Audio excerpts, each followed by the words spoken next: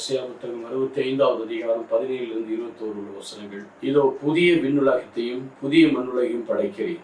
I create a new heaven and earth. முந்தியவை நினைத்து பார்க்கப்படுவதில்லை, மனதில் எழுவதும் இல்லை. இதை திருவழிபாடிலும் நாம் பார்க்கிறோம். புதிய வானத்தையும் புதிய வையத்தையும் படிக்கிறேன், பழையவற்றை நான் நினைத்து பார்ப்பதில்லை. என்னால் ஆண்டவருடைய இல்லம் மனிதரிடையே வந்துவிட்டது. கடவுள் இயேசு புதிய படைப்பு, புதிய வானத்தை புதிய வையத்தை படைக்கிறார். இயேசு இந்த பூமிக்கு மீட்பராக வந்த பிறகு உலகம் பேறுகால வேதனை விட்டு தவித்தாலும் நாம் முதற்கனி ஆவியின் முதற்கனியாகிய நாம் அனைவருமே புது படைப்பாக மாறுகிறோம்.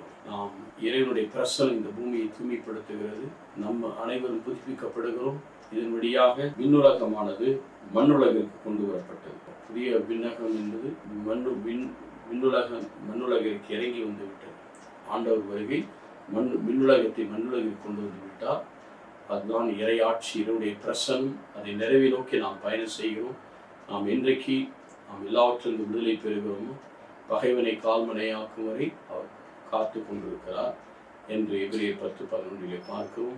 மீண்டும் 1 கொரிந்தியர் 15:25 பார்க்கிறோம். நாம் இறைவனுடைய ஆட்சியிலே முழுமையாக பங்கேற்று நாம் அந்த வெற்றிக்குள்ளே நாம் சிறக்கும் போது புதிய எல்லாம் இறை பிரசன்னமாக, எல்லாம் விண்ணக ஆட்சியிலே நாம் நிறைவுள்ளவர்களாய் பங்கேற்போம்.